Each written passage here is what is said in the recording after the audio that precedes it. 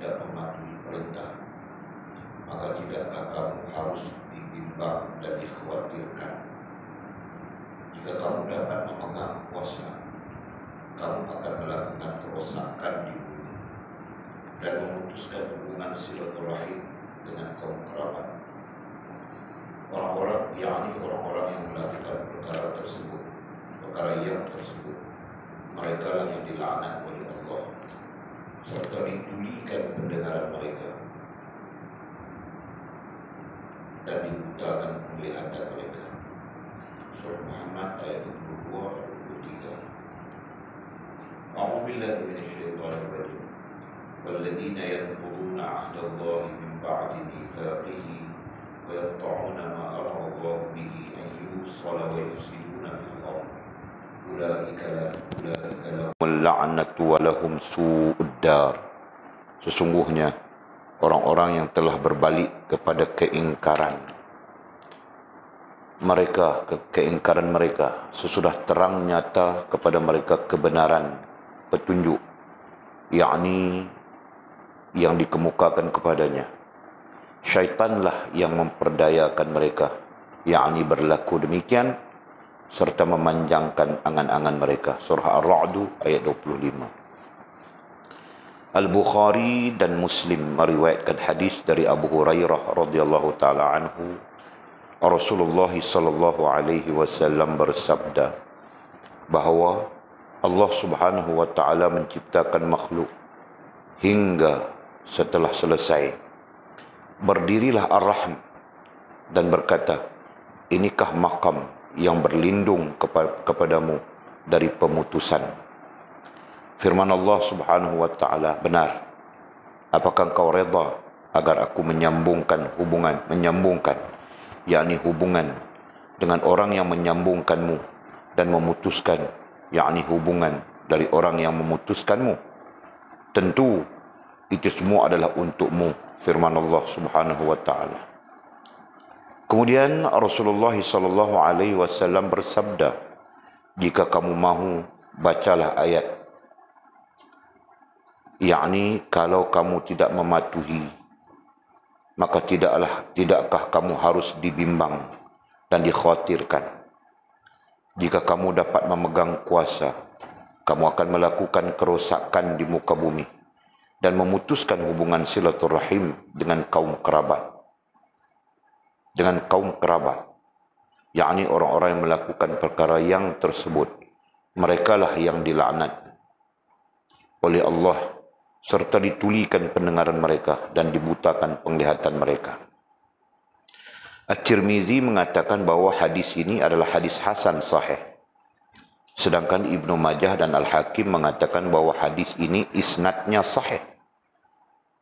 Sementara itu, Abu Bakrah radhiyallahu taala anhu meriwayatkan bahawa Rasulullah sallallahu alaihi wasallam bersabda, tidak ada dosa yang lebih selayaknya Allah Subhanahu wa taala segerakan hukuman bagi pelakunya di dunia dengan apa yang disimpan baginya di akhirat daripada kezaliman dan pemutusan silaturahim.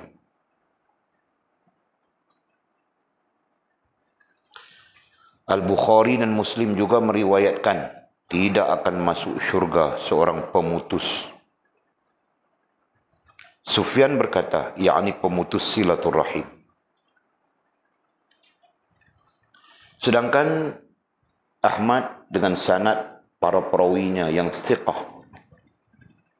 meriwayatkan, amalan-amalan anak Adam diangkat ke langit setiap hari Khamis dan malam Jumaat. Tidaklah diterima amalan pemutus silaturahim. Ibnu Hibban dan lainnya meriwayatkan, ada 3 orang yang tidak akan masuk syurga. Pertama, pecandu arak. Kedua, pemutus silaturahim. Dan yang ketiga, mempercayai sihir. Secara ringkas, Ahmad, Ibnu Abi Dunya dan Al-Baihaqi menuturkan riwayat sebagai berikut. Satu kaum dari umat ini tertidur setelah banyak makan, minum dan bermain. Lalu ketika bangun pagi, mereka telah berubah menjadi kera dan babi. Ditimpakan kepada mereka gerhana dan fitnah sampai orang-orang memasuki waktu pagi. Lalu mereka berkata, tadi malam terjadi gerhana pada keluarga si fulan. Tadi malam terjadi gerhana pada kabilah si fulan. Lantas dilemparkan kepada mereka batu dari langit, sebagaimana yang dilemparkan kepada kaum Nabi Lut alaihissalam atas kabilah-kabilah di situ. Dihembuskan kepada mereka angin kencang, seperti yang telah membinasakan kaum 'Ad atas kabilah-kabilah di situ, kerana mereka meminum arak, berpakaian sutra,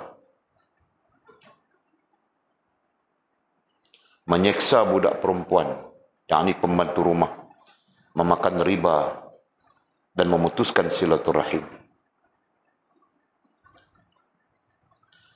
Masih ada satu perangai lagi yang lupa disebutkan Ja'far dan At-Tabrani di dalam Al-Awsat. Sedangkan Jabir radhiyallahu taala anhu meriwayatkan, Rasulullah sallallahu alaihi wasallam datang menemui kami ketika kami sedang berkumpul. Baginda bersabda, wahai kaum muslim, bertakwalah kepada Allah SWT dan sambungkanlah silaturahim di antara kamu, kerana tidak ada pahala yang lebih cepat diberikan daripada pahala menyambungkan silaturahim. Berhati-hatilah kamu terhadap kezaliman, kerana tidak ada hukuman yang lebih cepat ditimpakan daripada hukuman atas kezaliman. Berhati-hatilah agar jangan menderhakai orang tua. Wangi syurga dapat dihidu dari jarak perjalanan 1000 tahun, tetapi Allah Subhanahu wa taala tidak akan memberikannya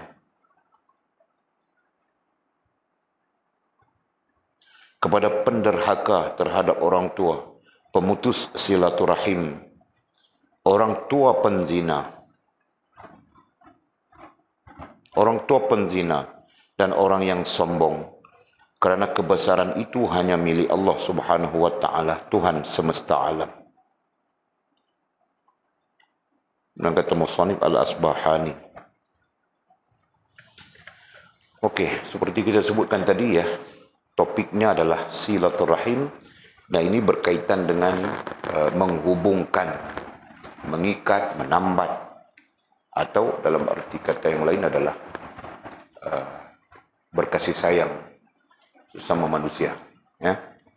Nah, adapun silah itu artinya hubungan, menghubungkan, dan rahim artinya kasih sayang. Okey. Jadi bertopikkan dengan topik ini, musannif mendatangkan firman Allah Subhanahu wa taala. A'udzubillahi minasyaitonir rajim. Wattaqullaha alladzi tasaaluna bihi wal arham. Innallaha kana 'alaikum raqiba. Di dalam ayat ini ada perkataannya wal arham. Ini sebahagian daripada surah, bukan sebahagian ya. Ayat pertama daripada surah An-Nisa, sebahagian daripada ayat pertama surah An-Nisa. Yang maksudnya, bertakwalah kepada Allah yang kamu selalu meminta dengan menyebut-nyebut namanya. Ya Allah, Ya Allah, Ya Allah. Itu kebiasaan kan orang meminta kepada Allah. Ya Allah, perkenankanlah doa. Ya Allah, ampunkan. Nah, itu nama yang selalu disebut-sebut. Serta peliharalah. Nah, dalam ayat itu Allah menyebut serta peliharalah hubungan silaturahim kaum kerabat. Kaum kerabat ai keluarga. Kerabat itu adalah keluarga. Peliharalah ai jagalah hubungan silaturahim kaum kerabat. Hubungan silaturahim kaum keluarga. Nah, begitu. Kerana sesungguhnya Allah sentiasa memerhati, yakni mengawasi kamu. Jadi langsung tidak langsung pada ayat ini ada apa ya? Pada ayat ini ada pertama takwa. Seruan takwa. Yang kedua berdoa. Ya. Yang ketiga silaturahim itu.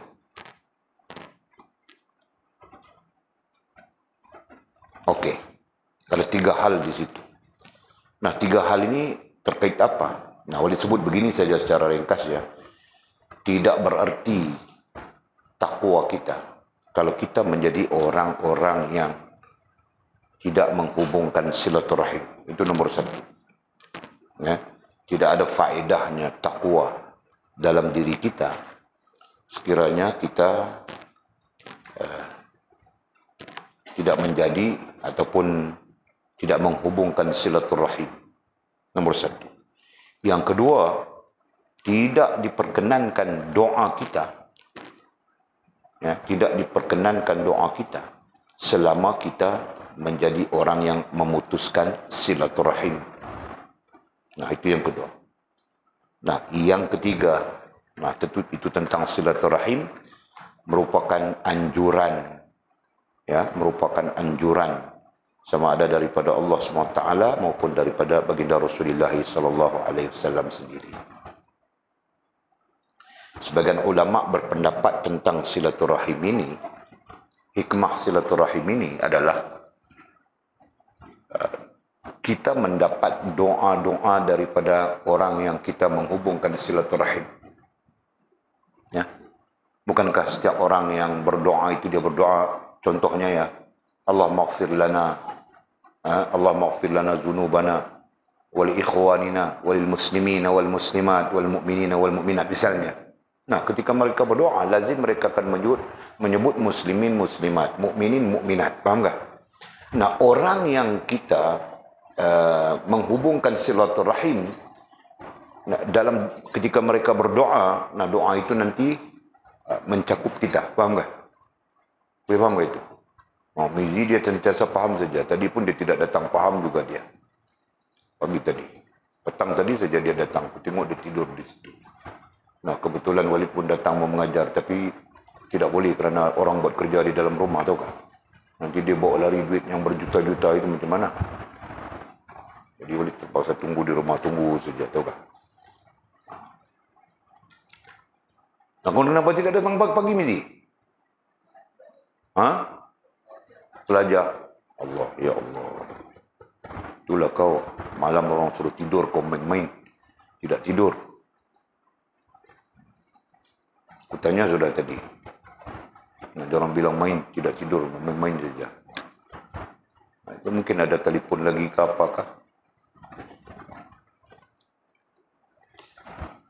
Okey. Nah, sekurang-kurangnya kita faham di situ ya. Silaturahim, nah itu berkaitan dengan menghubungkan. Ada yang menyebut menghubungkan persaudaraan dan sebagainya. Tapi dalam konteks ayat ini, kaum kerabat di situ maksudnya keluarga. Ya, kaum kerabat itu maksudnya keluarga. Jadi kita akan mendapat doa-doa begitu. Kemudian para ulama tafsir menafsirkan lebih luas dengan makna yang kita sebutkan tadi, menghubungkan persaudaraan, tidak kira siapapun. Nah, di sini berkaitan dengan tafsir ayat perkataan ahli. Ya, kita sudah belajar itu perkataan ahli. Kan? Apa ya? Ya ayyuhalladzina amanu qu anfusakum wa ahlikum nara. Perkataan ahli. Jadi ahli itu, makna ahli itu ada berapa? Ada 3 jika tidak salah. Kan? Nomor satu ahli itu dengan makna kaum kerabat.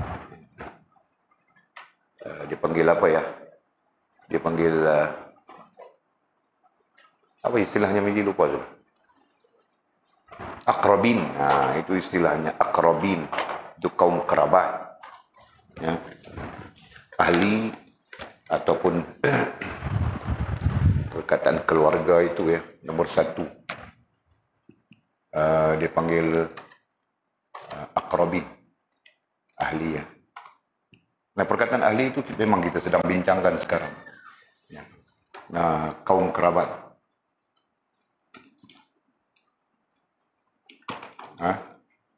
Kaum kerabat ataupun keluarga. Nah, itu dipanggil dalam istilah Arabnya akrabin. Akrabin. Okey. Yang kedua, bukan kerabat. Itu bukan kerabat. Jadi jiran ke sekeliling. Dipanggil apa? Orang sekeliling. Orang sekelilingnya. Nah, itu dipanggil ba'idin. Ba'idin. Nah, begitu. Dan yang ketiganya adalah setiap orang yang mengucapkan la ilaha illallah, gitu kan? Setiap orang yang kita ringkas saja ya, bersyahadah. Nah, berarti Islam. Nah, itu semuanya ahli.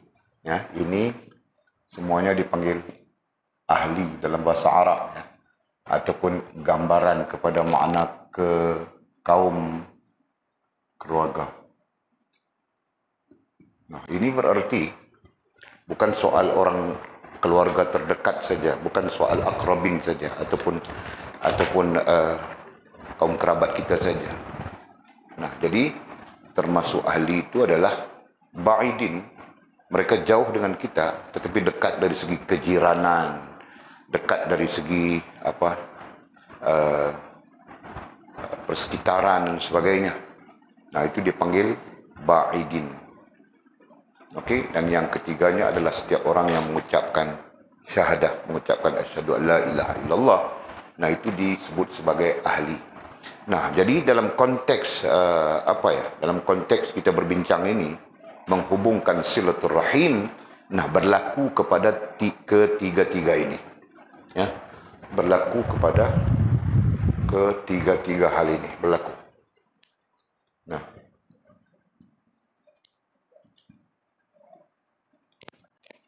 berlaku kepada ketiga-tiga hal ini.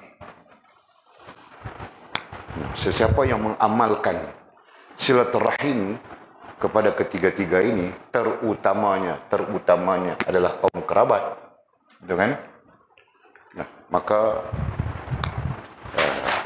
nanti kita jumpa ke depan ya, hadis-hadis yang menyebut tentang kelebihan-kelebihan kebajikan-kebajikan yang berlaku.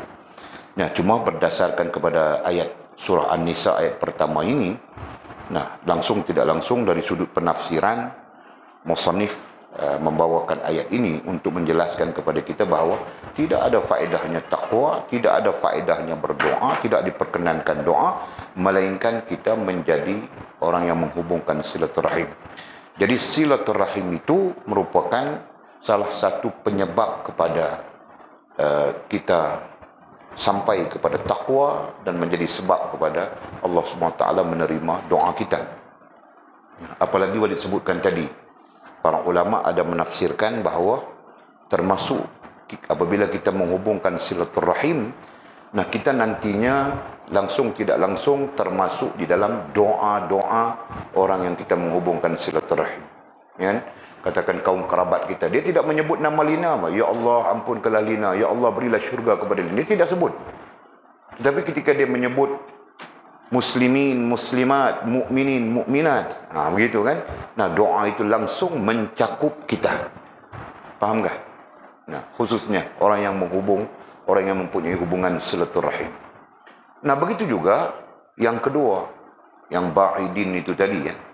Mungkin jiran kita, mungkin kenalan kita dan sebagainya. Nah, ketika mereka berdoa, mereka menyebut muslimin, muslimat, mukminin, mukminat. Nah, nanti kita dengan sendirinya termasuk ataupun tercakup di dalam doanya. Faham betul? Nah, begitu. Dan lebih berluas daripada itu adalah kaum muslimin, orang yang mengucapkan kalimah syahadah. Ketika mereka berdoa, nanti kita tercakup di dalam itu. Faham, Jul? Nah, jadi bayangkan orang yang menghubungkan silaturahim itu akan mendapat doa yang luas. Ya, akan mendapat doa daripada sesama Islam begitu luas. Jelas ya? Okey. Kemudian musannif mendatangkan lagi dalil, a'udzubillahi minasyaitonirrajim. Fahal asaitum in tawallaitum an tufsidu fil ard wa tuqatti'u arhamakum itu ayatnya. Ulaika alladhina la'anahumullahu fa asammahum wa a'ma absarahum. Yakni kalau kamu tidak mematuhi perintah, yakni kalau kamu tidak mematuhi perintah, fahal asaitum in tawallaitum. Okey. Yakni kalau kamu tidak mematuhi perintah, mematuhi artinya dengan makna mengikut, mengamalkan, ya. Mematuhi itu dengan maksud mengikut, mengamalkan. Kalau kita tidak mematuhi, berarti kita tidak mengikut dan mengamalkan perintah. Perintah siapa? Perintah Allah SWT. Maka tidakkah kamu harus dibimbang dan dikhawatirkan, dengan maksud tidakkah kamu patutnya, harus dengan makna patut. Maka tidakkah kamu harus patut bimbang dan khawatir. Bimbang dan khawatir. Nah, maksud mudahnya adalah jika kita tidak mentaati perintah Allah SWT, sepatutnya kita menjadi orang yang bimbang. Sepatutnya kita menjadi orang yang takut. Betul kan? Takut kepada Allah. Bimbang dengan azab Allah SWT. Kenapa? Karena kita tidak taat dan tidak patuh kepada Allah SWT. Nah, ini rentetan ayat saja.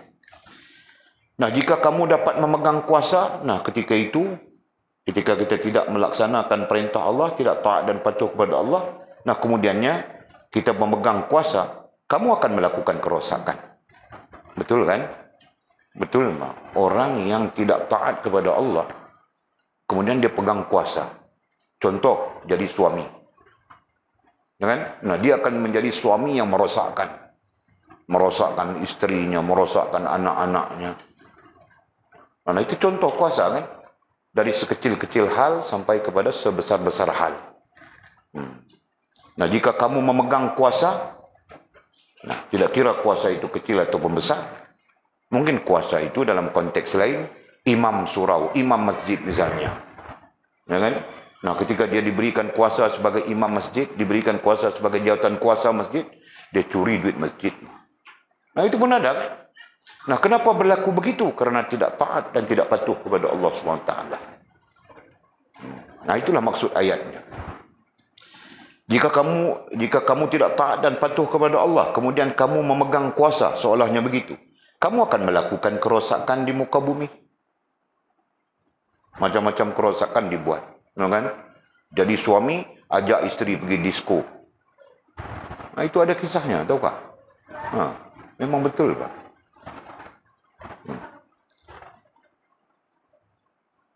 Ajak isteri buat benda-benda yang bercanggah dengan Allah SWT misalnya kan.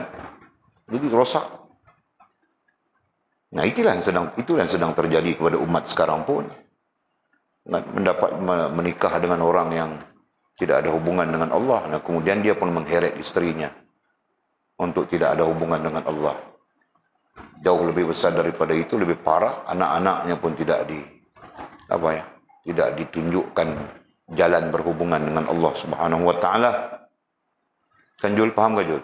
Nah, rosak habis semua. Terus apa lagi? Apalagi kerosakan di muka bumi, apa lagi? Dan memutuskan hubungan silaturahim dengan kaum kerabat. Nah, lagi termasuk juga apabila kita tidak taat dan tidak patuh kepada Allah SWT, kita cenderung memutuskan hubungan silaturahim dengan kaum kerabat. Kenapa begitu? Bergaduh, berebut tanah lah. Betul kan? Faham ini? Karena tidak taat dan tidak patuh kepada Allah. Berapa ramai manusia bergaduh, memutuskan silaturahim kerana berebut tanah, tahu tak? Kononnya tidak boleh faraid tidak adil. Ini perlu dibagi sama rata. Betul kan? Tanah ada 10 ekar misalnya. 10 apa ya? 10 ekar. Jadi ada 5 orang, nah perlu dibagi seorang 2 ekar. Itu baru adil katanya. Ya, kalau di faraid itu ada yang mendapat 1/8, ada yang mendapat 1/2, itu tidak adil. Nah, bergaduh kemudiannya. Betul kan? Nah, itulah maksudnya. Allah, Masya Allah. Betul, Pak. Sangat benar. Nah, ayat 23, yakni orang-orang yang melakukan perkara tersebut. Orang yang melakukan perkara tersebut apa? Tidak mematuhi. Ya, tulis ya, berbit di tepi. Nombor 1, tidak taat. Kita mudahkan saja. Nombor 2, melakukan kerosakan.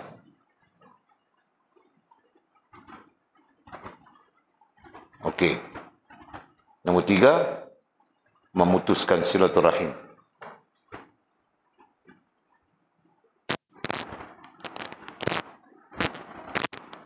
Okey, nah itu kan. Yakni orang-orang yang melakukan perkara tersebut. 3 perkara tersebut kita sebut sudah. 1, nombor 1, nombor 2, nombor 3. Mereka lah yang dilaknat oleh Allah. Ya. Mereka lah yang dilaknat oleh Allah. Serta ditulikan pendengarannya. Serta ditulikan. Nah, bukan pekak fizikal ya. Tapi pekak spiritual. Bukan tuli fizikal. Tapi tuli spiritual. Tuli kerohanian. Nah, berarti telinga rohaniah hanya pekak. Tidak dengar lagi dia petunjuk Allah SWT. Tidak dengar lagi dia nasihat. Tidak dengar lagi dia ajaran-ajaran baginda Nabi SAW. Masya Allah, tabarakallah. Okey, itu maksud ditulikan. Ditulikan pendengaran mereka. Dan dibutakan penglihatan mereka. Begitu juga dibutakan. Tidak nampak lagi kebenaran sudah. Ya. Jadi dia akan berfikir nafsunya saja yang betul. Kemahuannya saja yang betul. Keinginannya saja yang betul. Nah, ketika itu dia tidak nampak lagi bah. Kita bilang apa, kita cakap apa, dia tidak dengar. Nah, itu orang yang ditulikan dan dibutakan oleh Allah SWT. Nah, apabila tidak selesai juga, tidak mendapat apa yang dia mau, nah dia mula main sihir-sihir pula lepas itu. Nah, itu contoh. Kita selalu berdepan dengan contoh-contoh begitu. Nah, buta, itu yang kita sebutkan tadi, tuli dan buta. Seolah-olah mereka apa ya? Mereka tidak merasakan dosa, ya kan? Mereka tidak merasakan dosa, melakukan perkara-perkara yang apa? Yang syirik dan sebagainya. Nah, itu semua kenapa? Kerana sudah ditulikan oleh Allah dan sudah dibutakan oleh Allah SWT. Allah, Masya Allah. Nah, jadi pada ayat ini ada juga terkait dengan memutuskan silaturahim. Itu topik kita ya. Jadi kita mendapat apa ya? Mendapat pengajaran daripada banyak hal. Walaupun topik kita itu terkait dengan silaturahim saja. Faham ini? Okey. Nah, justru jangan kita tidak taat patuh kepada Allah. Jangan kita melakukan kerosakan di muka bumi. Itu kan dalam kehidupan kita. Dan jangan kita memutuskan silaturahim. Kenapa? Nanti Allah melaknat kita. Ya, nanti Allah melaknat kita. Bagaimana laknat Allah itu berlaku? Ditulikan pendengaran mereka. Allah tutup kita punya pendengaran. Tidak mau lagi mau dengar. Tidak mau lagi dengar ayat-ayat Allah, dengar hadis-hadis Nabi, dengar nasihat-nasihat ulama. Itu kan? Mau dengar karaoke saja. Faham ini? Mau dengar awet punya suara saja. Mau dengar yang haram saja. Yang wajib dia tidak peduli langsung saja. Faham kan? Nah, itu terjadi, Pak. Itu sebenarnya terjadi sekarang. Kita ambil pengajaran saja. Kan? Ada yang apa? Ya, nanti kamu orang sendiri akan melalui ya. Ada orang yang kita ajak kepada kebaikan, mereka langsung tidak peduli. Ajak kepada maksiat, wah, kelang kabut saja dia. Telur ayam pun dia jual, Pak. Kerana mau join maksiat kan. Ajak kepada masjid payah saja. Ajak kepada majlis ilmu payah saja. Ajak kepada kebaikan-kebaikan payah saja. Tapi ajak kepada maksiat, melompat-lompat dia. Nah, itu contoh. Jadi kalau kita tidak mau termasuk orang yang dilaknat oleh Allah dengan ditulikan pendengaran, dibutakan penglihatan, ditulikan pendengaran rohaniah, dibutakan penglihatan rohaniah, itu kan? Nah, jangan kita tidak taat, tidak patuh kepada Allah. Jangan kita melakukan kerosakan. Dan jangan kita memutuskan silaturahim. Nanti Mili tanya, saya menghubungkan silaturahim dengan awek itu, awek ini. Tidakkah jika saya putuskan hubungan dengan mereka, berarti saya melakukan kerosakan? Nah, soalan Mili ini agak kronik, tahu kah? Dia tanya tahun lepas soalan itu. Bukan sekarang, tahun lepas dia tanya. Kronik kan mau jawab. Nah, kenapa kau perlu ada hubungan dengan awek-awek itu semua? Nah, ketika kau mempunyai hubungan dengan awek-awek itu, kau telah melakukan kerosakan. Nah, wali tidak cakap kerosakan fizikal, tapi kerosakan spiritualnya, kerosakan rohaniahnya berlaku. Betul nggak, Mizi? Ini contoh saja, Mizi. Apa kerosakannya? Kau bilang dia, I love you. Nah, itu salah satu bentuk kerosakan, kan? Kerana jiwanya seorang perempuan. Nah, aku ajar kamu orang ini. Ketika kau mengatakan I love you, dia masuk ke dalam hatinya, lapis hati yang ketujuh, tahukah? Dia masuk dalam lapis hati yang ketujuh. Kalau hati itu ada 4 saja isunya, dia sampai 7 tembusnya. Tahu? Apalagi kalau Mizi cakap itu dengan ayat yang begitu lunak, begitu kan? Nah, itu kelemahannya orang perempuan, tahu tak? Nah, di sana sudah mewujudkan satu kerosakan. Kemudian Mizi lari meninggalkannya. Ya, Mizi lari. Nah, lagi tambah rosak, tahu kan? Macam mana kerusakan? Dalam ilmu psikologi mengatakan bahwa hatinya akan menjadi tega. Ya, hati akan menjadi tega. Tega macam mana? Ketika dia apabila kita berjanji, rusak sudah. Ya kan? Kita bercakap begitu, rusak sudah. Kemudian kita lari. Datang orang lain pun dia tega, tahu tak? Tega. Dia tidak heran sikit. Kan? Nah, lagi, nah, terus rusak. Sebab itu ada fatwa mengatakan, ketika kau tidak berhajat untuk memperistrikan seseorang perempuan, maka kau jangan mengatakan I love you. Ya kan? Jadi wali pun berdosa juga di situ, betulkah? Dulu-dulu, a long time ago, zaman wali pun handsome. Tapi wali pikir-pikir, wali tidak cakap apa, tahukah? Walid adalah seorang lelaki yang sangat susah mau cakap I love you dengan perempuan. Sampai bini aku pun aku tidak cakap I love you. Kau tanya mama kau. Tahukah? Kadang-kadang komplain juga bini-bini Walid. Boy, sampai tidak cakap I love you. Beras habis sudahkah? Nah, tanya ayat itu saja. Beras habis sudahkah? Ada. Nah, kalau ada, itu berarti sayang mbak itu. Tidak perlu cakap I love you, I love you. Nah, Walid punya perangai, kamu orang jangan ikut. Itu cara Walid, tahu tak? Sebab Walid hero kena macam itu. Hero tidak boleh lembik I love you, I love you. Nah, tidak boleh jadi hero selama-lamanya. Cakap tadi, ayang.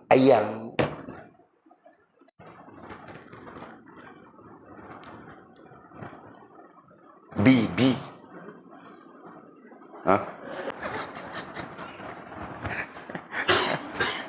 Papa, mama. Kurang ajar betul. Menikah belum papa, mama sudah. Itu perangai. Kamu orang gitu kah?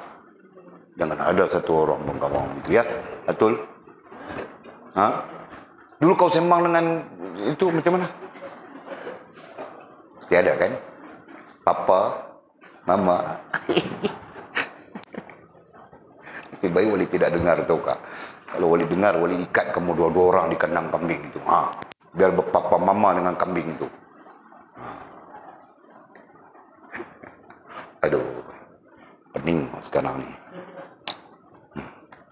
Okey, nah pengajaran daripada ayat Allah Subhanahu Wa Taala itu tadi ya, jangan jika kita tidak taat, tidak patuh kepada Allah Subhanahu Wa Taala. Jangan kita melakukan kerosakan. Ya kan? Dan yang ketiga, jangan kita memutuskan silaturahim. Kenapa? Karena itu mengundang laknat daripada Allah SWT. Perkataan laknat ini kalau diterjemahkan maknanya adalah murka. Ya, sesuai bagi Allah disebut murka. Mengundang kemurkaan Allah Subhanahu wa taala. Allah, masya-Allah, tabarakallah. Kita kita kekurangan daripada banyak hal. Hal apa ya? Dalam hal-hal melakukan kewajipan itu kita pun kekurangan. Kan? Banyak kelemahan, banyak kekurangan. Tiba-tiba berdepan dengan laknat Allah SWT, berdepan dengan murka Allah SWT. Nah ini nanti, Masya Allah, Tabarakallah, takut kita tuli, takut kita buta. Okey, surah Muhammad, ayat ini adalah surah Muhammad, ayat 22-23. Okey, kemudian musannif mendatangkan lagi dalil. A'udzubillahi minasyaitonirrajim. Walladzina yanquduna 'ahdallahi min ba'di mitsaqihi wa yaqta'una ma amara Allahu bihi an yusala wa yufsiduna fil ardh. Ulaika lahumul la'natu wa lahum su'ud dar. Sesungguhnya orang-orang yang telah berbalik kepada keingkaran, orang-orang yang telah berbalik kepada keingkaran mereka sesudah terang nyata kepada mereka kebenaran petunjuk, ya kan? Sesudah terang nyata kepada mereka kebenaran petunjuk. Nah, artinya tahu mereka, kenal mereka, faham mereka apa yang disebutkan oleh Allah Subhanahu wa taala. Ya, apa yang ditunjuk oleh Nabi sallallahu alaihi wasallam. Yakni yang dikemukakan kepadanya. Berpaling kepada, artinya patah balik ya. Artinya berpatah balik kepada keingkaran. Sedangkan mereka tahu, ya, mereka faham hal itu ditegah, dilarang oleh Allah Subhanahu wa taala, ya. Mereka tahu. Okey. Syaitanlah yang memperdayakan mereka. Syaitanlah yang memperdayakan mereka, yakni berlaku demikian serta memanjangkan angan-angan mereka. Syaitanlah yang memperdayakan serta memanjangkan angan-angan mereka. Nah, ayat ini sebagai penutup kepada dua ayat yang kita sebutkan tadi, ya. Penutup kepada surah An-Nisa. Ayat ini didatangkan, ya. Ayat ini surah Ar-Ra'du ayat 25. Okey.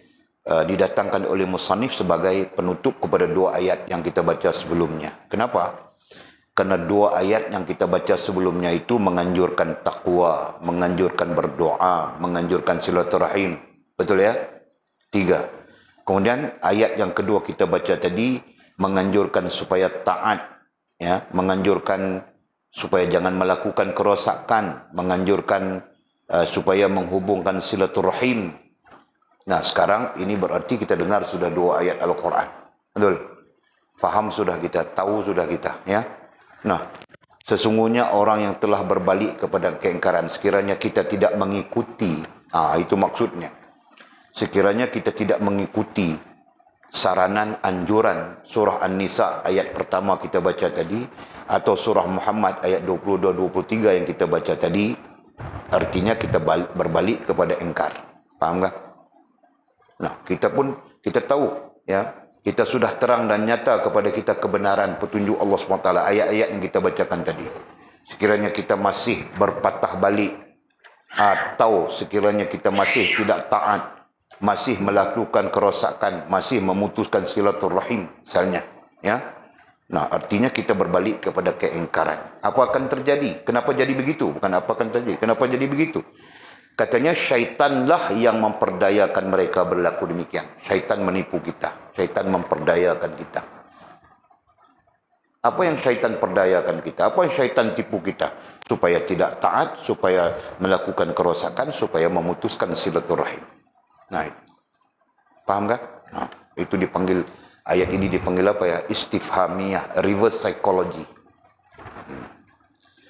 Jadi katanya syaitanlah yang memperdayakan mereka berlaku demikian. Berlaku demikian, patah balik kita kepada ayat yang kita sebutkan tadi, surah Muhammad ayat 22-23, ataupun surah An-Nisa ayat pertama kita baca tadi. Serta memanjangkan angan-angan mereka. Nah, selain daripada syaitan menyebabkan menipu daya kita dengan hal-hal yang kita sebutkan tadi, serta memanjangkan angan-angan mereka. Nah, syaitan kemudian memanjangkan angan-angan kita. Memanjangkan angan-angan macam mana? Nah, tentang taat misalnya. Syaitan memanjangkan angan-angan kita dalam bentuk tangguh. Itu antara disebut oleh para ulama ya. Nanti dululah, nanti dululah, nanti dulu, nanti dulu, nanti, sedar-sedar umur 50 sudah. 54 sudah. Namanya Walid, nanti, sedar-sedar 54 sudah.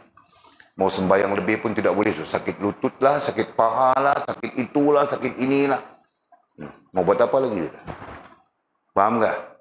Nah, macam itulah syaitan nantinya menipu daya kita. Kamu orang muda-muda ini, nantilah.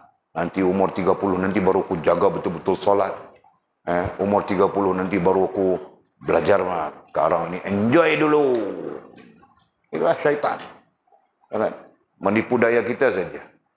Dengan hal-hal yang tidak menghubungkan kita dengan Allah.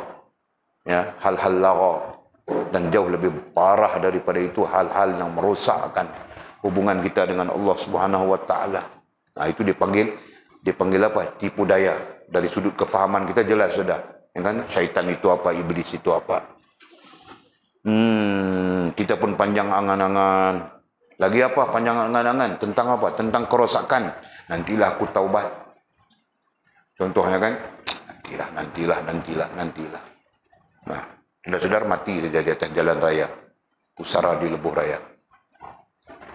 Ini tentang silaturahim, tidak apalah, nantilah.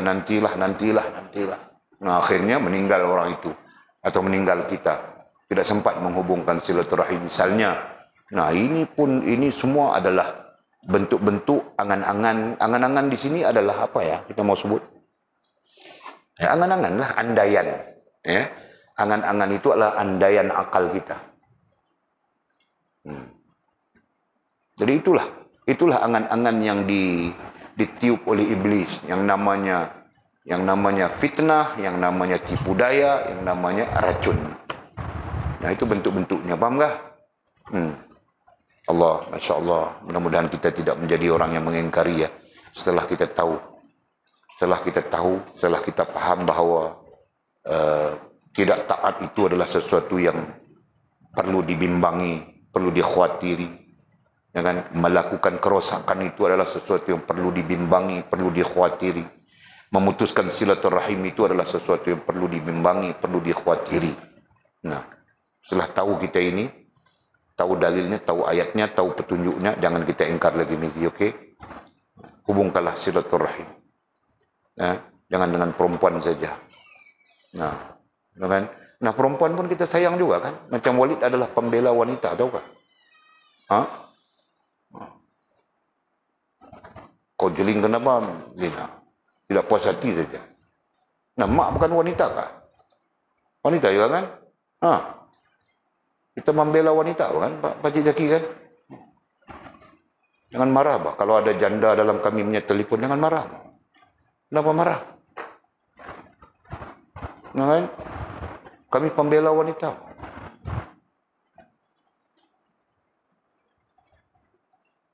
Boleh kajut? No, kau angguk saja. Nanti belakang kau pergi minta sorry lah, itulah, inilah. Kau ni jul. Okey. Allah, Masya Allah, tabarakallah. Kemudian kata musannif Al-Bukhari ay Al-Imam Bukhari rahimahullah ta'ala, dan Muslim ay Al-Imam Muslim rahimahullah ta'ala. Walid ulang sudah ya, lagi sekali ya. Kita elak daripada menyebut nama begitu ya, tanpa ada penghormatan. Justru menghormati ulama itu adalah bahagian daripada sunnahnya Nabi SAW ya. Jika tidak, Nabi SAW tidak akan mengatakan al-ulama'u sunnati kal-anbiya Bani Israel. Ulama di dalam umatku, kata Nabi SAW, adalah seperti nabi-nabi Bani Israel.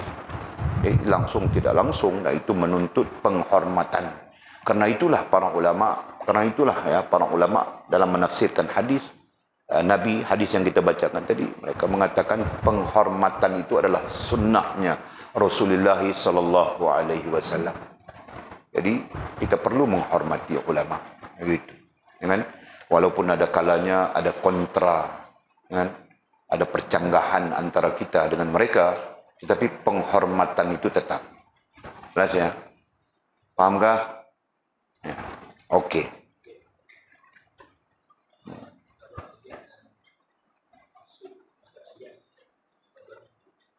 Ha?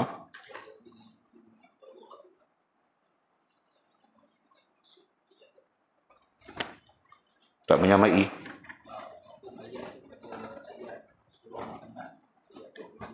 Bertukar.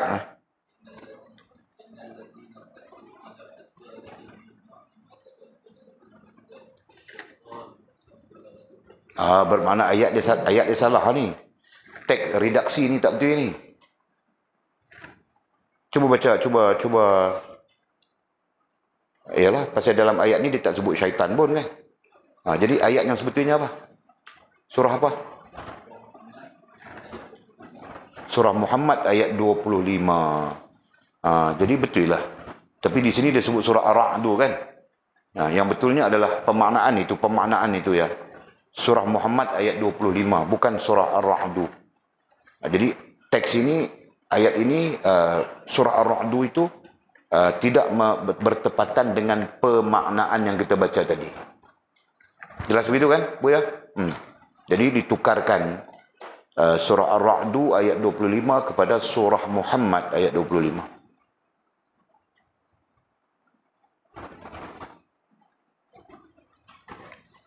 Jadi teks itu perlu dirujuk kepada ayatnya, perlu dirujuk kepada surah Muhammad ayat 25.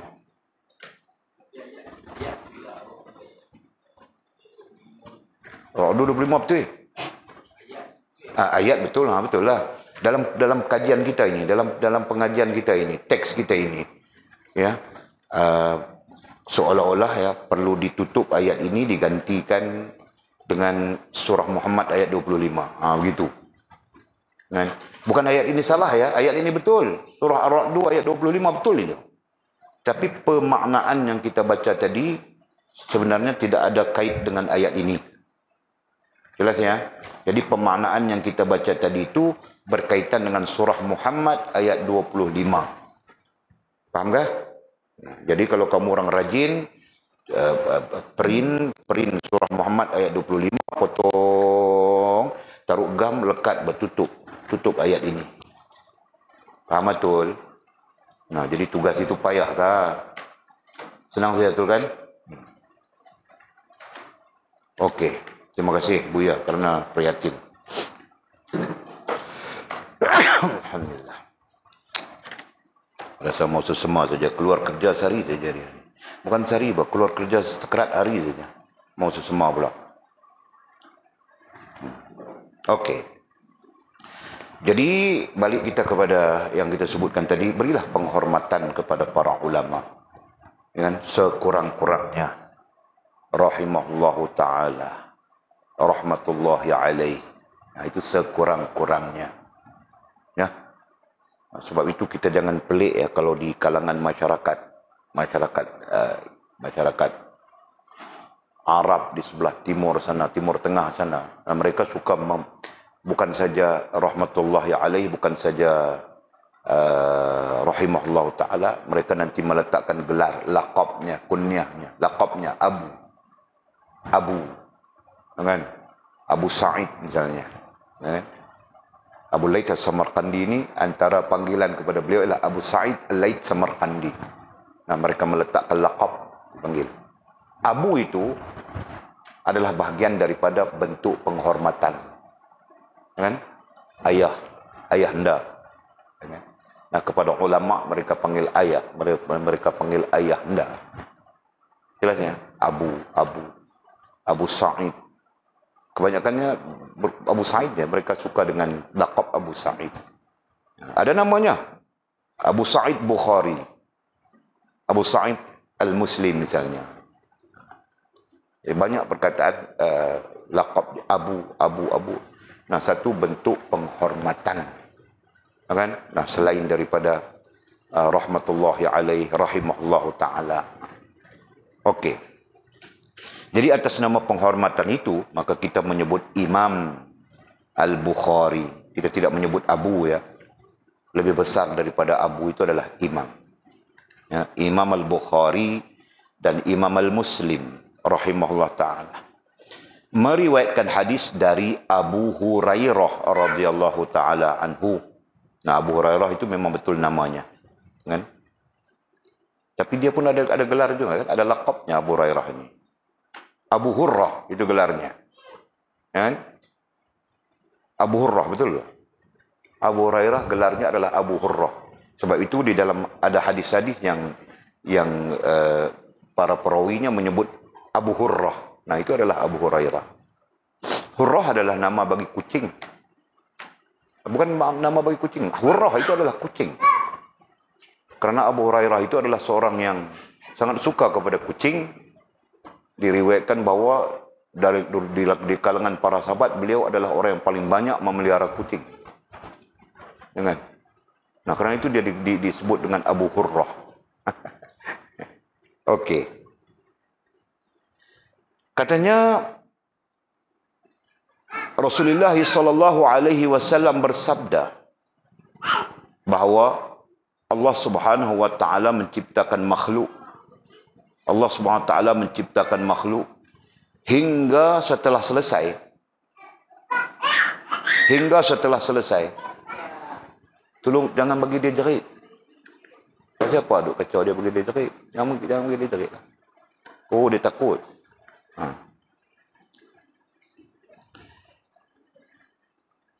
Bahawa Allah Subhanahu wa taala menciptakan makhluk hingga setelah selesai, berdirilah Ar-Rahm.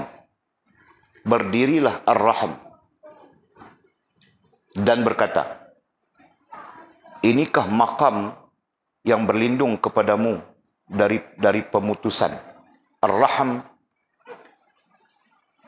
makna Ar-Rahm itu adalah kasih sayang. Ya. Kemudian darinya terbit Ar-Rahman. Begitu. Ar-Rahm ini karena menyebut makam ya. Setelah Allah SWT menciptakan makhluk hingga selesai sudah penciptaan makhluk itu, berdirilah Ar-Rahm, berdirilah Rahman. Ini terkait nanti dalam tafsiran Ar-Rahmanur Rahim. Bismillahirrahmanirrahim. Sehingga para ulama mengatakan Rahman dan Rahim Allah SWT itu mendahului segala sifat dan af'al Allah Subhanahu wa taala. Jelasnya? Jadi seolah-olah ini Syekh Walid ketika dia mengajar, dia cerita macam ini. Dia menerangkan macam ini.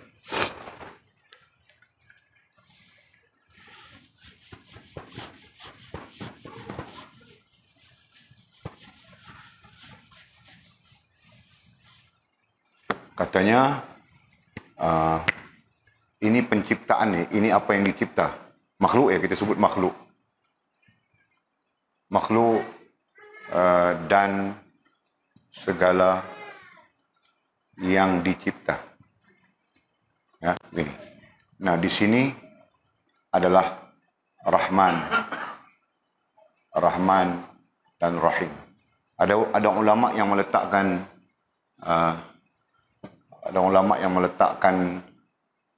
begitu, Rahman. Itu nanti cerita di akhirat ya. Nah, Rahman Allah SWT. Okey? Artinya Rahman Allah SWT itu meliputi makhluk dan segala yang diciptakan. Jelas ya? Nah, jadi kalau nantinya kemudian kita akan faham Allah menciptakan kita dengan Rahman. Faham enggak?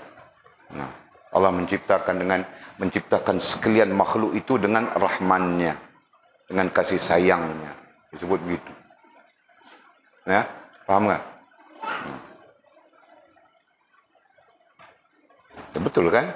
Memang Allah SWT mencipta kita manusia ini pun dengan sayang kan? Allah sayang kepada kita, dia jadi siap. Cipta sudah rezekinya, itu ini. Sampai-sampai kau mau makan apa, Jul? Semua ada di atas muka dunia ni, tahu tak? Nah, mungkin itu kau mau makan itu, nah, kau kena terbang ke Jepun. Apa kemarin kita bilang kemarin? Sushi. Mau sebut pun payah kan? Itu kau kena terbang ke Jepun. Korea, kan?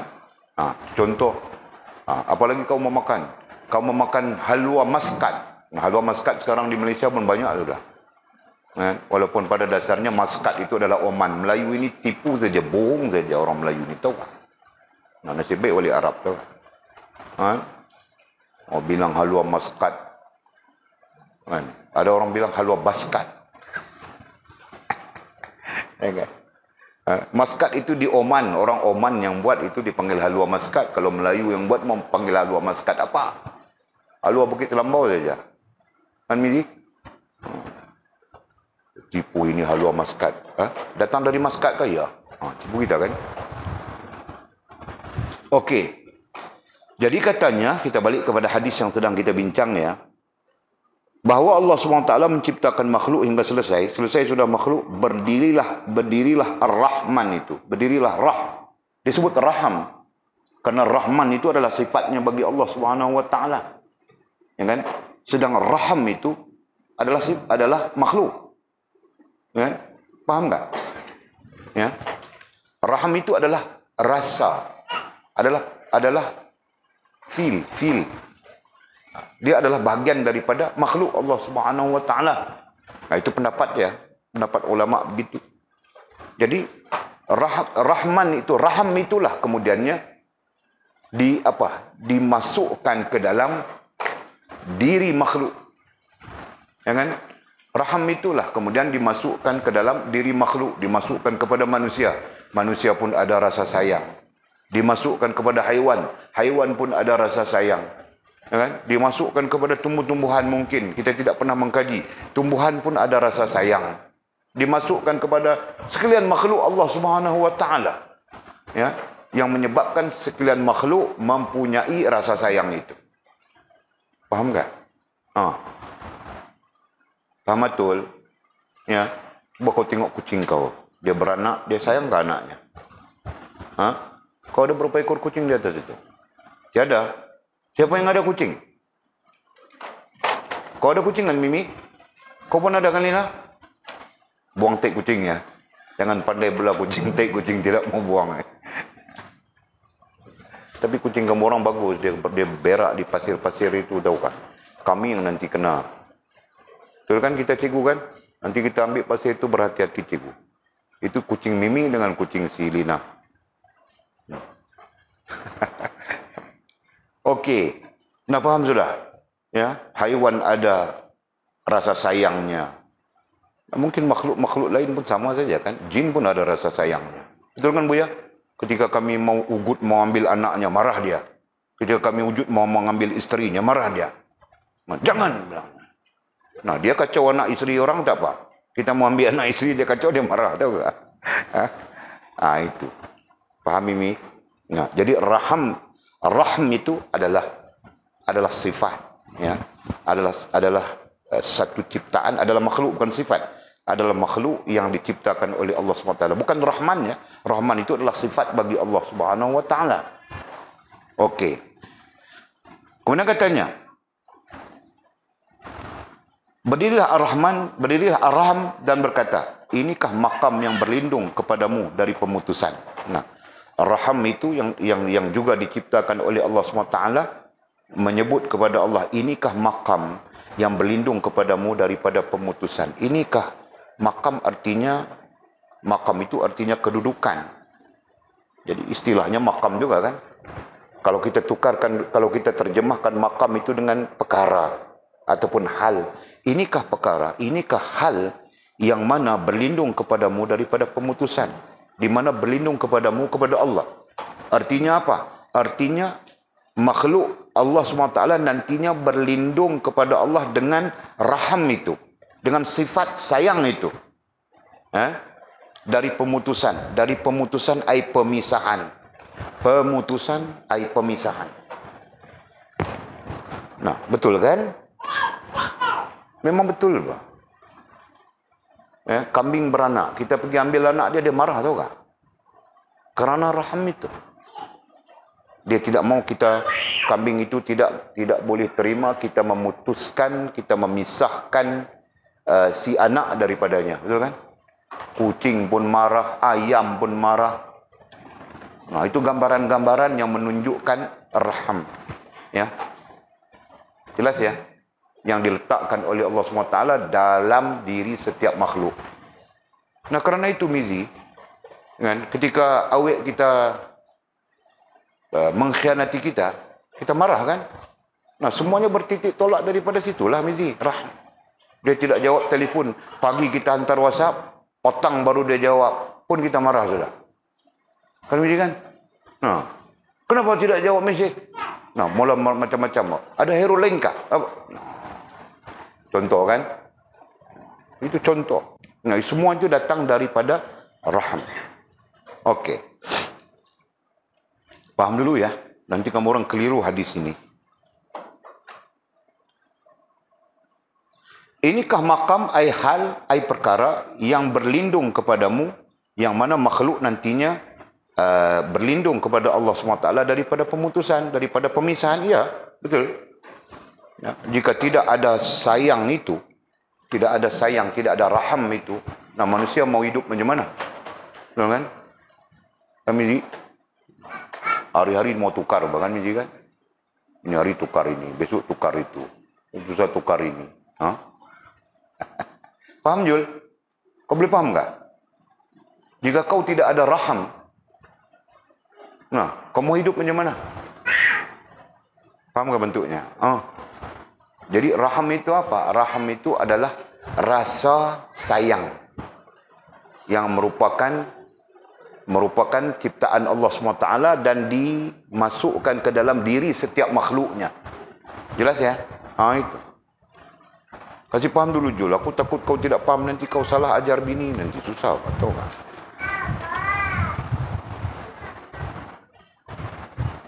Nah, Allah letakkan dalam diri Walid rasa sayang. Nah, kerana itu aku sayang kamu orang semua, tahu tak? Jika tidak, aku mau sayang apa? Orang sini mengaji, kau tidur, jadi tidak bangun. Datang makan tengah hari saja. Contoh, tidak ada kebenaran dengan hidup maupun telah mati kan? Nah, bukan kita mengaji saja. Pagi kita mengaji, kemudian apa lagi ya tadi? Kita buat kerja lagi. Walid tanam pisang 3 pokok dengan Jul. Kerja juga kan? Bawa beho, ronda-ronda pusing sini, masuk sana, keluar sana. Kerja juga kan Jul? Jul pergi ambil sawit, daun sawit, pergi ambil simen dengan cikgu, ngarantau semua sekali. Jadi kerja juga kami. Nah, Miji dia tidur saja. Nah, jika tidak kerana sayang, mau korotan si Miji ini, tahu kah? Orang bertelur ikut ayam bertelur, orang tidak bertelur ya.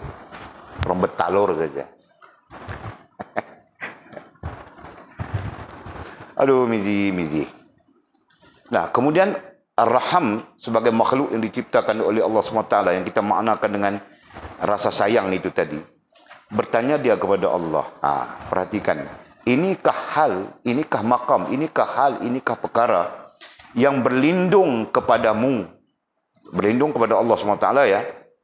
Daripada pemutusan. Maksudnya makhluk nantinya dengan rasa sayang itu berlindung kepada Allah SWT daripada pemutusan, pemisahan. Apalagi ya yang boleh kita maknakan. Betul kan? Fahami sih? Nah, karena itulah kita boleh ada orang yang dari menikah daripada awal sampai mati. Sama-sama mati pun ada. Tahu tak? Kerana rasa sayang. Faham tak? Baca Facebook gila. Meninggal suaminya 10 menit, istrinya meninggal. Masya Allah, Allah. Ya kan? Dalam cerita-cerita ini dicerita di Indonesia. Dalam penceritaan si anak katanya, pulang dia orang itu daripada umrah. Pulang daripada umrah, dua-dua orang demam. Kan? Jadi ketika demam itu si anak bertanya, ketika umrah, apa yang didoakan?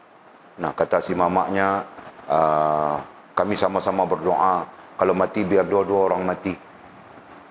Si anak-anak merasa sedih, Pak. Kan? Kenapa berdoa begitu? Ialah kalau ayahmu meninggal dulu, siapa yang mau jaga mama? Kalau mama meninggal dulu, siapa yang mau jaga ayah? Nah, begitu kasih sayang di antara dua orang suami isteri ini, tahu kah? Paham Jul? Nah, si anak dengar saja, menangis saja si anak-anak itu, Masya Allah. Sampai begitu mereka. Nah, betul lah, Allah makbulkan. Ya, ketika masih pulang dari umrah, kan demam dia. Demam, si suami meninggal dulu. Kan? 10 menit kemudian, nah, si isteri pun sama demam itu, meninggal juga. Masya Allah, tabarakallah. Nah, itulah rasa sayang. Pahami mi? Dan Walid sebut tadi, kalau tidak ada rasa sayang itu, kita pun tidak boleh hidup. Mau hidup macam mana kan? Lawan rasa sayang adalah benci, betul kan? Tengok itu tidak suka, tengok ini benci, tengok macam mana mau hidup? Apalagi mau sampai puluh-puluh tahun bersama itu kan? Masya Allah. Ya, tentang sayang ini, rasa sayang ini, bukan saja manusia. Kan? Ini membabitkan sekalian makhluk. Nah, kerana itulah ya, makhluk itu tidak suka, tidak boleh terputus daripada nasabnya. Kucing pun Walid cerita sudah tadi. Ya, kucing pun tidak boleh terpisah daripada ibunya. Kalau pisah jadi kelengkabutnya. Kan? Kambing pun sama saja. Kita ambil anaknya, teriak-teriak dia daripada pagi sampai petang. Wah, wah, wah, mana anaknya? Panggil-panggil saja. Kan, Mizi? Begitulah yang lain-lain. Sama saja. Semua itu adalah rahm. Maknanya adalah rasa sayang. Jadi, rasa sayang itu nantinya melindungi kita. Ya. Daripada Allah ya. Kepada Allah. Tetap daripada Allah. Ya. Tapi melindungi kita daripada pemutusan. Daripada pemisahan. Faham ini? Nah, mungkin bertahan 10 tahun. Mungkin bertahan 3 tahun. Contoh ya. Untuk kita melalui hidup bersama. Faham kah? Jika tidak ada rasa sayang, bapak-bapak pun boleh buang anak kecil-kecil, tahu kah? Kau berak di atas bapak kau, kau kencing di atas bapak kau. Oh, payah si Mizi ni ya. Dia buang ke tingkap. Kau jatuh berguling-guling macam pilih menustan daripada bukit, tahu kah? Keningau itu kan semua bukit saja, kan? Gunung-gunung. Ha? Faham tak? No, Allah SWT menganugerahkan rasa sayang. Tatang dia, kau kencing di mukanya pun dia tatang juga, kan? Oh, nakal betul si Mizi ni. Nanti kau besar jadi Perdana Menteri. Jangan macam Anwar Ibrahim saja. Dia pesan dulu, kan? Allahu Akbar. Okey. Nah, ketika Raham itu bertanya kepada Allah SWT, persoalan itu ya, dia bertanya kepada Allah. Firman Allah bagi menjawab pertanyaan rasa sayang itu. Makhluk yang namanya rasa sayang itu. Firman Allah Subhanahu wa taala benar. Nah, Allah mengatakan benar. Apakah engkau reda agar aku menyambungkan, yakni hubungan dengan orang yang menyambungkanmu dan memutuskan hubungan dari orang yang memutuskanmu? Allah bertanya balik kepada rasa sayang yang dia ciptakan itu. Ya, Allah bertanya kepada rasa sayang yang diciptakannya. Setelah Allah mengatakan benar, ya, rasa sayang itulah yang menyebabkan manusia tidak berpisah. Makhluk tidak berpisah antara satu sama lain, tidak dapat berpisah antara satu sama lain. Kalau berpisah pun tentu ada rasa sedihnya, kan? Begitu. Okey. Kemudian Allah bertanya kepada rasa sayang itu, apakah engkau di situ adalah rasa sayang ya, redha agar aku menyambungkan hubungan dengan orang yang menyambungkanmu. Nah, setelah Allah SWT masukkan rasa itu kepada kita makhluk, khususnya manusia, ya.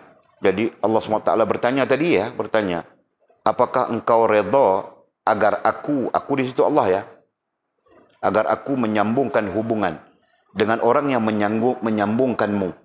Menyambungkanmu ay menyambungkan rasa sayang itu. Ya. Menyambungkan ay menghubungkan. Menyambungkan ay menghubungkan rasa sayang itu dan memutuskan hubungan, ya.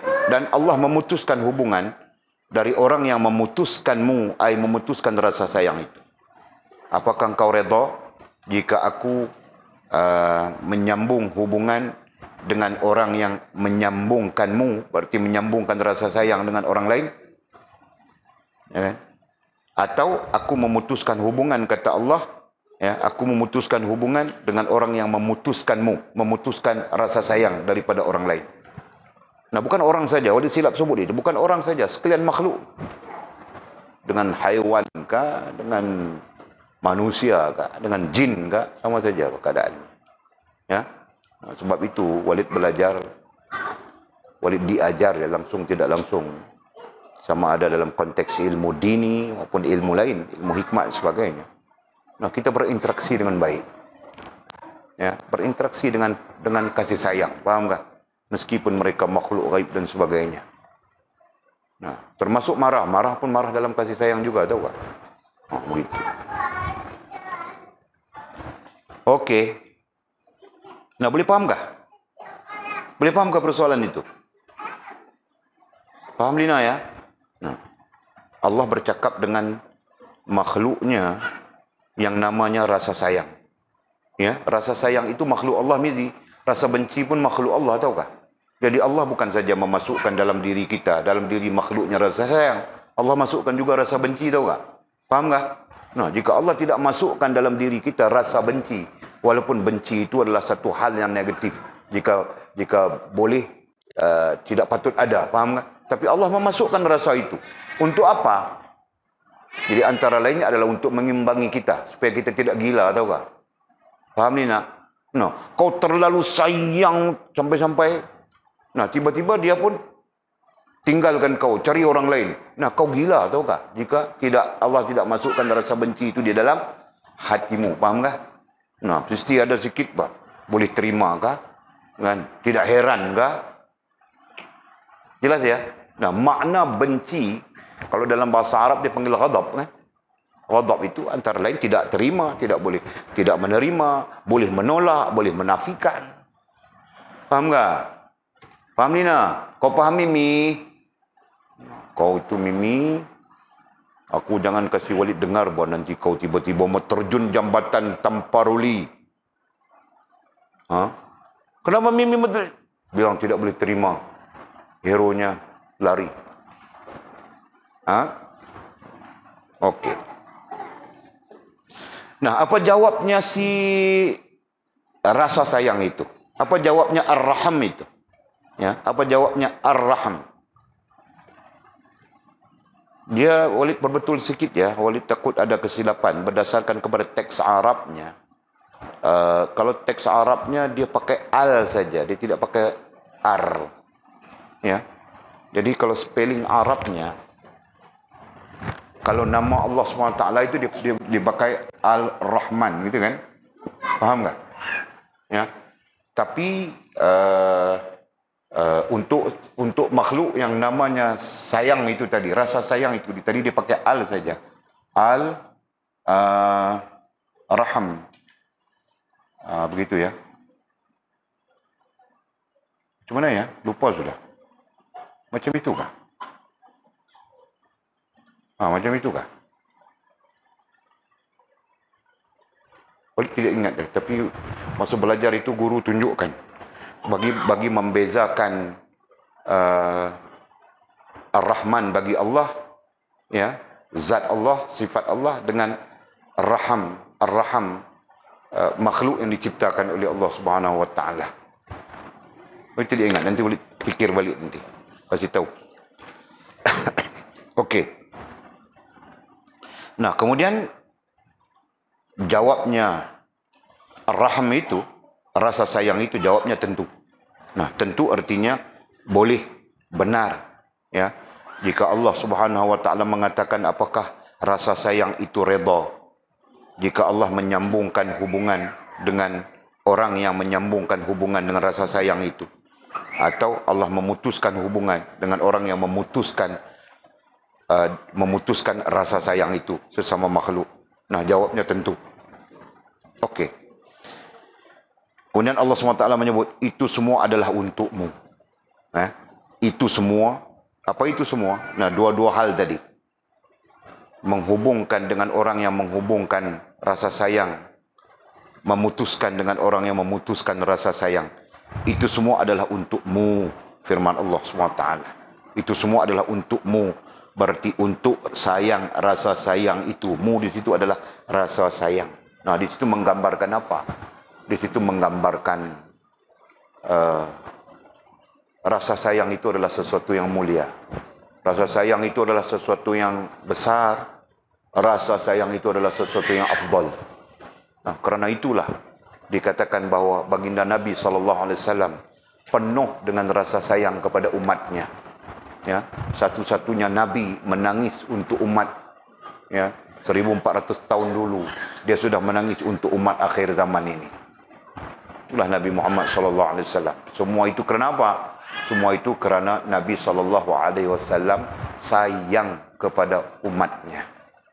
Berdiri teguh ya dalam diri Nabi ar-rahm, rasa sayang kepada umat itu. Bukan itu saja, bahkan Nabi berdoa minta keampunan untuk umatnya. Hadis lain mengatakan Nabi SAW minta tangguh bala bencana ke atas umatnya supaya tidak berlaku seperti mana umat-umat terdahulu. Maksiat saja, derhaka saja Allah menurunkan bala hancur lebur. Macam kaum Ad, kaum Samud, kaum Madian itu lenyap daripada muka bumi. Pun ada begitu kan? Nabi mohon kepada Allah SWT dan Allah SWT memperkenankan doanya. InsyaAllah, tabarakallah. Jadi kenapa kita perlu hidup dengan kebenciannya? Kita pun perlu hidup dengan kasih sayang, betul kan? Kerana kasih sayang itulah membolehkan kita mengajak orang lain kepada Allah Subhanahu Wa Taala, betul kan? Tanpa kasih sayang, kita mau ajak orang buat apa? Kau punya pasal, aku punya pasal, gitu kan? Dengan kasih sayang itulah. Masya Allah. Okey. 10 sikit saja cakap. Terus kemudian Rasulullah SAW bersabda. Nah, ini dirujukkan kita kepada sabda Nabi.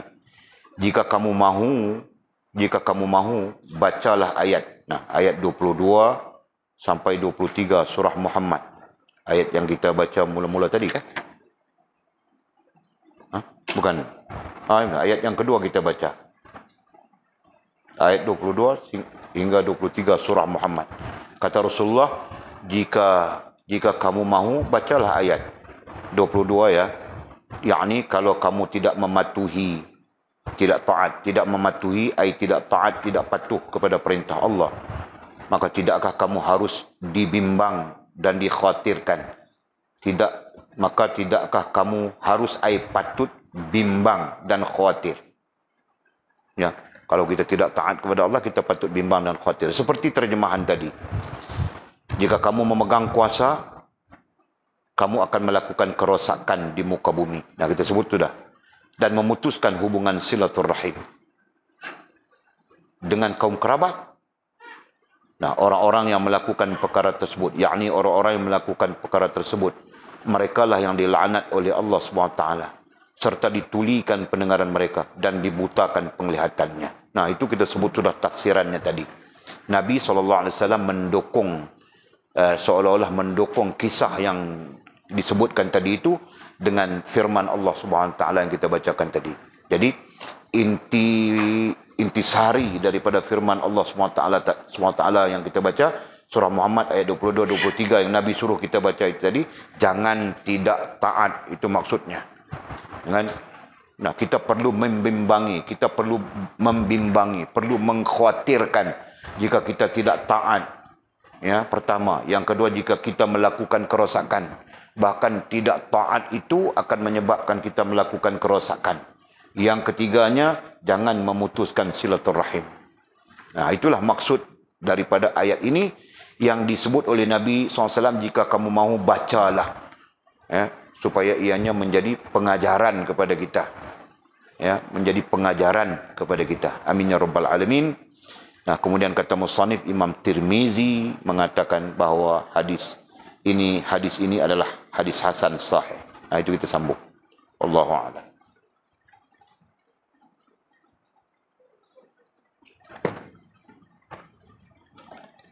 Ada soalan kah?